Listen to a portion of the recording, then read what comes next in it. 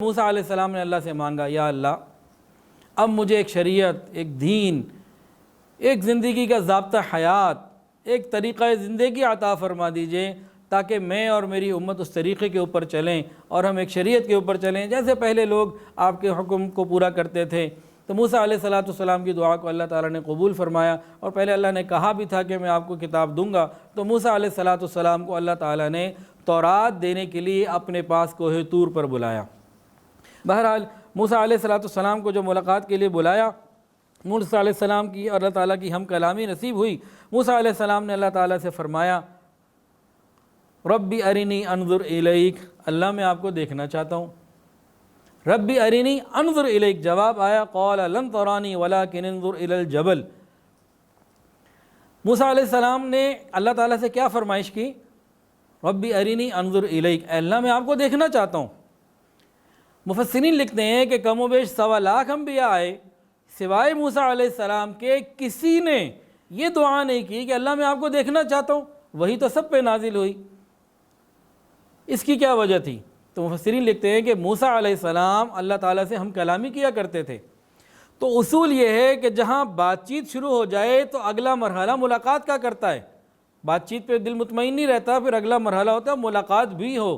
تو موسیٰ علیہ السلام سے چونکہ وکلم اللہ موسیٰ تکلیما، اللہ تعالیٰ نے موسیٰ علیہ السلام سے بات چیت کی تھی، تو ان کے دل کے اندر یہ خواہش پیدا ہوئی کہ اللہ میں آپ کو دیکھنا بھی چاہتا ہوں۔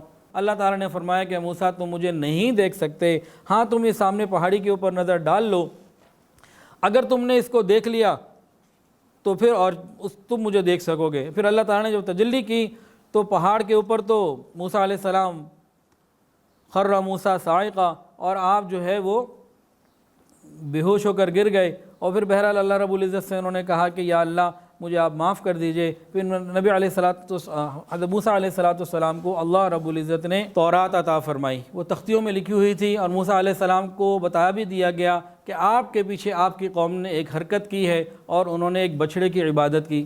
جب بھی کسی بھی دینی ملت اور امت کے اندر، قوم کے اندر کوئی نیا فتنہ آتا ہے نا، تو قوم کے اندر 3 گروہ ہو جاتے ہیں، جو یہاں ہوئے۔ موسیٰ علیہ السلام گئے ہوئے تورات لینے کے لیے، قوم کو بتا کے گئے ہیں کہ میں اللہ کے پاس جا رہا ہوں، پیچھے اپنا نائب بنا کے گئے۔ سامری نے زیورات لیے، ایک بچھڑا بنایا، اور سامری سے جب پوچھا گیا کہ یہ تم نے کیا کیا، تو اس نے بتایا تھا کہ جس وقت فرعون غرق ہو رہا تھا میں نے حضرت جبرائیل علیہ السلام کو دیکھا تھا، وہ گھوڑی کے اوپر سوار تھے، جہاں ان کی سواری کا قدم لگتا وہاں پر زندگی آ جاتی، وہاں ہریالی آ جاتی۔ تو بس میں نے جہاں ان کے قدم رکھے تھے پاؤں سواری کے، وہاں سے میں نے مٹی اٹھا لی تھی، تو وہ میں نے اس کے اندر ڈال دی تھی، تو اس کی وجہ سے یہ کچھ بولنے لگا۔ یہ معاملہ ہوا۔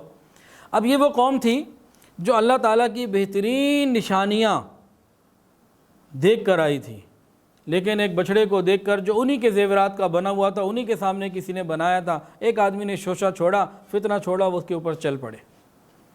یہاں بات سمجھنے کی کیا ہے؟ جب ہارون علیہ السلام نے منع کیا اپنی قوم کو کہ کیا کر رہے ہو تم، خدا کا خوف کرو، شرک کرنے لگے ہو، تو ہارون علیہ السلام کے کہنے کے بعد 3 باتیں پیدا ہو گئیں، 3 گروہ ہو گئے قوم کے۔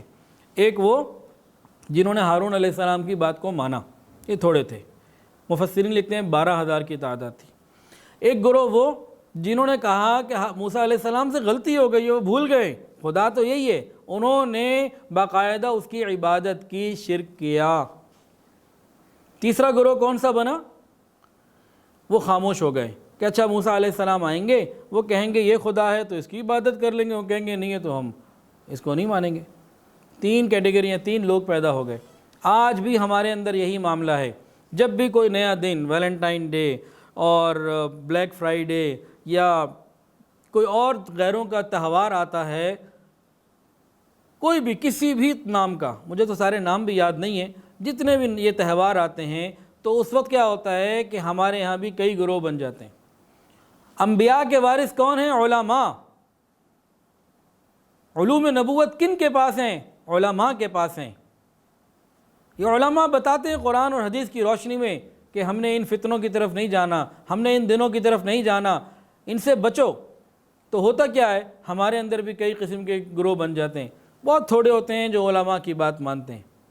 بہت بڑی تعداد ہمارے اندر وہ ہوتی ہے جو ان نئے دنوں کو منانا اپنی عزت اور اپنا اسٹیٹس اور بہت کچھ سمجھتی ہے کہ اس کے بغیر ہمارا گزارا نہیں ہے، یہی تو سب کچھ ہے، یہی تو دین ہے، اور یہی تو دنیا ہے، یہی تو زندگی ہے، یہی تو انجوائمنٹ ہے۔ بے شمار قسم کے دلائل دیتے ہیں، جیسے انہوں نے کہا کہ موسیٰ علیہ السلام تو نعوذ باللہ غلطی پہ ہیں، ان کو پتہ ہی کوئی نہیں خدا تو یہ، تو کہاں چلے گئے وہ خدا کو دیکھنے تلاش کرنے۔ اور کچھ لوگ ایسے ہوتے ہیں جو خاموش ہو جاتے ہیں۔ تو ہمیں یہ چاہیے کہ ہم ان فتنوں سے بچیں، جو دین رسول اللہ صلی اللہ علیہ وسلم لے کر آئے تھے اسی پر جمے رہیں، دائیں بائیں ہونے کی کوشش نہ کریں، ورنہ اگر ہم نے دوسروں کے دن منانے شروع کیے، یہ اتنے دن آئیں گے کہ ہم اپنے دن بھول جائیں گے۔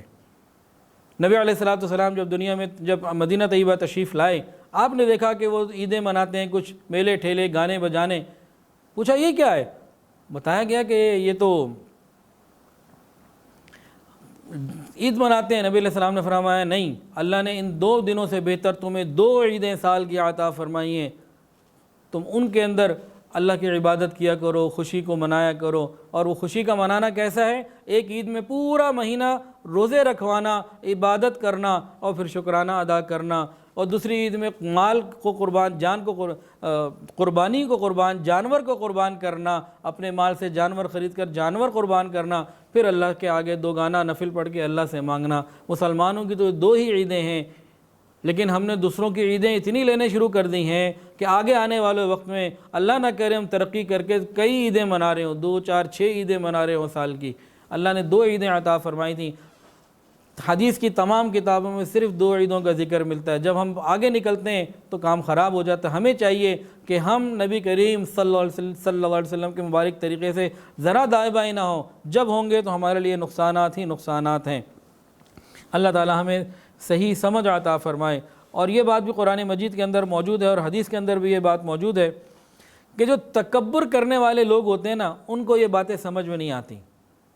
جن کے اندر سپیورٹی کمپلیکس ہوتا ہے، وہ ان کی تعلیم کا ہو سکتا ہے، وہ ان کے پیسے کا ہو سکتا ہے، وہ ان کو فیشن کا ہو سکتا ہے، وہ ان کو خوبصورتی کا ہو سکتا ہے، وہ ان کو ان کی پارٹی کا ہو سکتا ہے، ان کو بینک بیلنس کا ہو سکتا ہے، وہ ووٹ بینک کا ہو سکتا ہے، وہ اپنی زبان کا ہو سکتا ہے، اپنی قوم کا ہو سکتا ہے، وہ اپنے کسی بھی چیز کا اثر ہو سکتا ہے۔